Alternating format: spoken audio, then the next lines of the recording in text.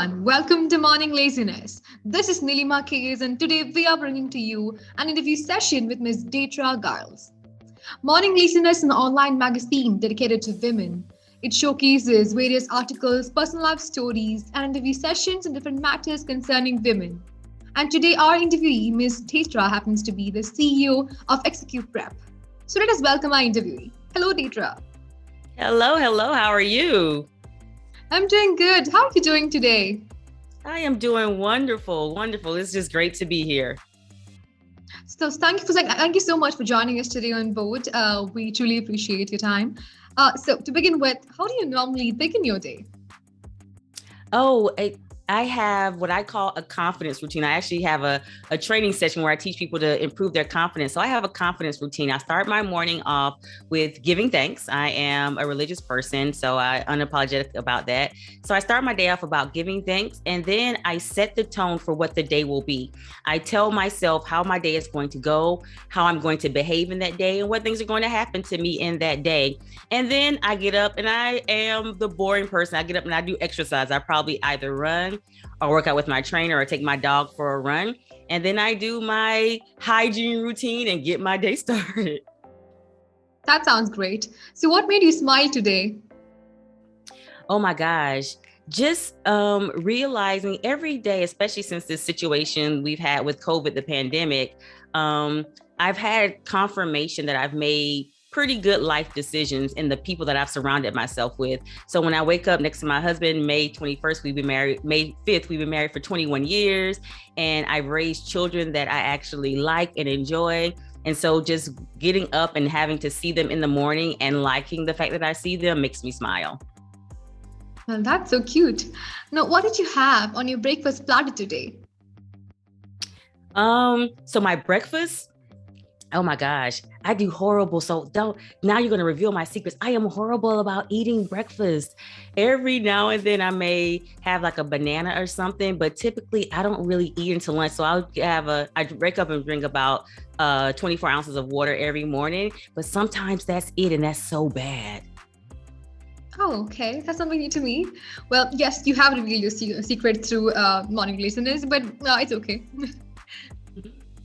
Now, what is the goal you've set to achieve by the end of this day? By the end of this day, I want to reach out to some former customers and turn them into clients. I tell people there's a distinction between customers and clients. As an entrepreneur, we're always trying to get clients.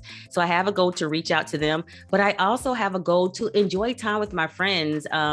We have friends that we've been friends for over 15 years and we celebrate birthdays, but we never celebrate them on time. So we're just now celebrating my birthday, which was in January, on today. So I'm really excited about celebrating my birthday with friends. Mm-hmm. Now, since you also happen to be an author, what time of the day do you prefer to devote towards writing? Oh, in the morning. I tell people always figure out when is your brain the most productive, and everybody has a different productivity time. And so for me, my best thinking happens first thing in the morning. So my assistant pretty much knows, do not book anything first thing in the morning. I do a lot of afternoon meetings and it's right after my workout. So right after my workout, my brain is going, the blood is flowing. I feel good. My breathing is on target and my body is just in sync with my mind to really do some great thinking and writing. So my best writing time is first thing in the morning, like right after my workout. Great. Now let's move on to some questions about your professional life. What exactly is Execute Prep all about? How did you actually come about this notion? Execute Prep is a performance optimization consulting firm that really helps organizations identify their top talent and sculpt them to be the leaders of the organization in the future. And my background is in human resources. So prior to starting Execute Prep, I was head of HR for a very large university and have a background in education and everything in HR. I'm actually a professor or adjunct faculty and I teach human resources. And so I understand the value and the impact that it has on the organization from a bottom line perspective. Like, how do these people make the organization money? And I saw how that was going and realized I wanted to do that on a larger scale for multiple people. I get intrinsic value from actually doing it. And so as an employee, I could only do it for one organization. But as an entrepreneur, I could go out and touch hundreds, even thousands of organizations and do that across the board. So that intrinsic value I get from working in one company and saying, hey, let me optimize the performance of the people so that we can optimize our outcome. I could turn that into happening on a grander scale. And that's really how I ended up doing what I do in my company. Right. Now, what are some programs you're planning to implement this year? Within my organization, I am actually expanding. We're in the process of hiring. We're in the process of getting additional contracts. And by the end of this year, 2020, prayerfully, we will be bringing on a chief operating officer. So we're building up so we can get the revenues to pay for that person and add to the team. But in other organizations, we're one of the key diversity, equity, and inclusion firms. And people come to us to make diversity, equity, and inclusion, or DEI, a part of their DNA. So one of the programs that we're implementing is our DARE program, which is a proprietary model where we teach people how to have these tough conversations around diversity, equity, and inclusion.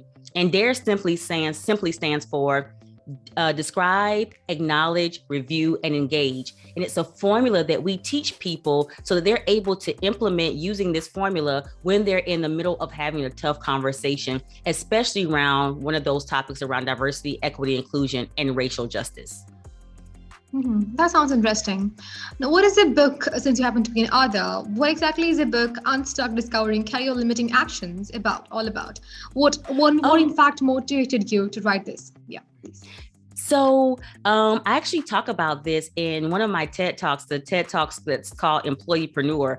And when people hear Employeepreneur, they automatically think that I'm talking about employees who are also entrepreneurs, so employees who have a side gig. But that's not what I'm talking about. What I'm talking about are employees who understand that their business, their career is actually their business. Everyone is not meant to be an entrepreneur. Some people value and love being employees, but that doesn't mean that you don't have a business. People should be managing their career like a business. And so when I thought about Unstuck, I thought about my own career. And it wasn't until I began managing my career like a business that I saw business success. But what I also noticed in my own career, and as I coach very high level career professionals, is that there are some things that we don't realize that we're doing or not doing that are actually career limiting actions. So we may think, hey, I'm not getting the job because of this, but it's really because, hey, I don't toot my own horn enough, or it's because I don't go out and retool my skills. And those things that we're doing or not doing are causing barriers in our career. And so I really wanted to write a book that helped people kind of figure out what those things were and get them out of the way. And those are those career limiting actions that we often don't even think about. We do them cavalierly, or things like, they can't live without me. They can't do this job without me. And people think that's a great thing, but it's actually a career limiting action, because if I can't do this job without you, then why would I promote you? Why would I give you a real promotion if no one else can do this job? And so I really wanted to unmask some of those career limiting actions that we actually embrace and keep us stuck in our current position. And that's why I called it Unstuck, Discovering Career Limiting Actions. Right. Now, talking about career, if you see, since the professional world is getting more competitive day by day, how important do you think it is for youngsters or the Gen Z to be more aware of the practical career knowledge? I think it's very important. And here's the deal. It's becoming competitive and complex. And what happens is oftentimes when things become complex, we lean into that complexity and we make things more complicated than they have to be. And the reality is career is very simple. It's almost like getting wealthy. Any wealthy person will tell you, aside from those people who just were given tons of money, but people who have really come from nothing and became wealthy, they will tell you the path to wealth is simple. Spend less than you make good investments, and be a good steward of your dollars. It's simple, but the complexity is in sticking to something for a long enough time to actually become wealthy. So sticking to leaving that money in a savings account or an investment account long enough for it to avoid the trips out of the country, to avoid the clothes you want to buy, to avoid that a nice expensive bag you want, to leave it there long enough so that it can earn you money. The same is true for career. It's very simple. The idea of how do you get from where you are to where you want to be in your career is very simple. The hard part is sticking to it long enough to see the results, because everyone wants a quick result. I want to be the VP tomorrow. I want to be the CEO in a month. And the reality is it just doesn't happen that way. So instead of sticking to those simplicities, people lean into the complex. Maybe this isn't the place for me, so I'll jump to another job. Maybe this boss is a bad boss, so I'll find a new boss, right? And so it's really leaning into the simplicity that gives you those complex results that you're looking for. That sounds great. Now, tell us about your podcast, Happily Ever Employed podcast. What exactly is it all about?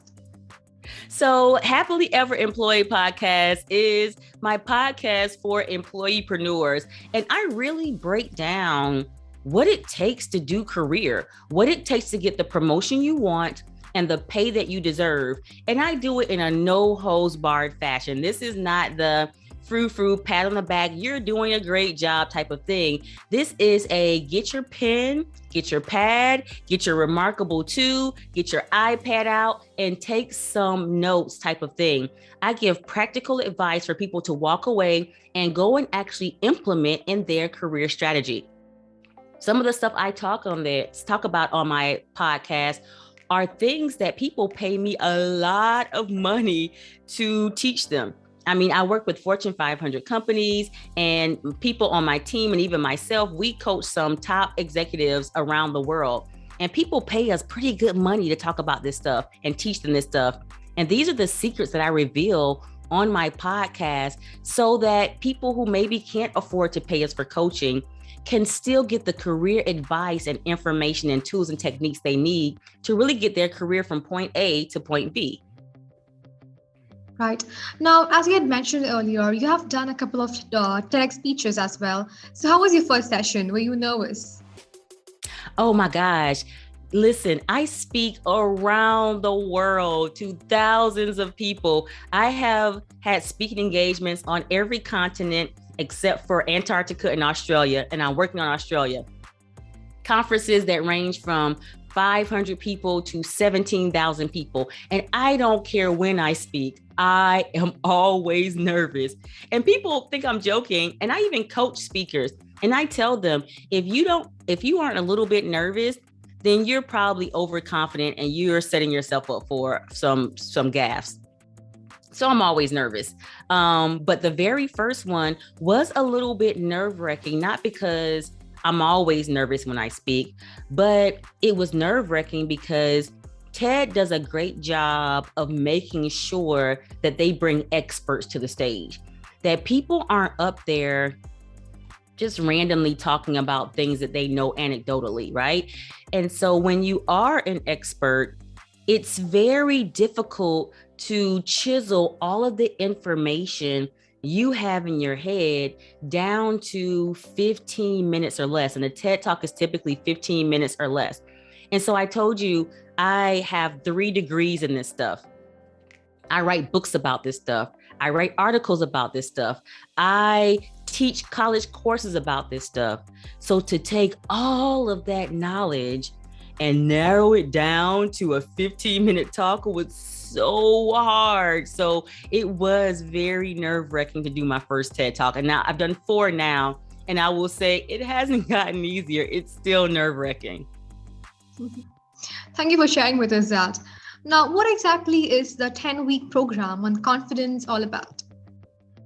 Yes, so I actually do a confidence program. One of the things I recognize is when I'm coaching clients and they come into engage us for a coaching situation, myself and even of the other coaches on my staff always come back and say, Dethra, we spend the first month, 2 months just working on people's confidence.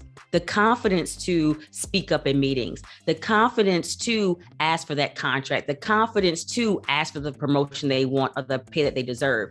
And so what we realized was there's something foundational. Before anyone has to pay us for their coaching engagement, we need a program to help people build their confidence. So we created this 10-week confidence program where we work with everyone, and we have weekly sessions. There's some synchronous and asynchronous work that has to happen. And for 10 weeks, we spend 10 weeks giving people the tools and techniques required to be a more confident person, to show up as themselves, and to recognize their true value that they bring to any interaction, whether it's a work interaction, whether it's a romantic relationship, whether it's a friendship, whether it's a business situation. But we want them to have the confidence to show up as themselves and recognize the value and require, not just ask for, but require reciprocity in the value that they add to any situation. Right. Now, lastly, what do you think this world needs the most? Oh, I think this world needs care, and not just caring as in, oh, let me give you a hug, care, and a woo, pat you on your back, I care about you. But it needs for people to care. I think one of the things that we lack the most is that none of us really care about the other person or our world at large. And when you care about people, you do things that demonstrate that care. For example, I am a Christian. If I care for you as a Christian, I'm going to pray for you. If someone may be a Buddhist or an atheist or Muslim, whatever that is, whatever caring is for you, what do you do when you care about people? I am a caring person. So when I see someone on the street who's experiencing homelessness and maybe hungry, it breaks my heart. When I see a mother who's struggling with her children, I want to offer help. When I see an elderly person who's dropped something in the store, I bend down and pick it up for them. What I want people, the thing that we're missing is for people to actually care. And when you care, there is a demonstration of that concern within you that the world will see. And when the world gets a glimpse of that demonstration of concern, it will be a game changer for our world. Right. So, on that beautiful note, we come to the end of this interview session. Thank you so much for joining us today. We truly appreciate your time and patience you took to answer all our questions. And thank you, audience. Hope you had a great time with us today.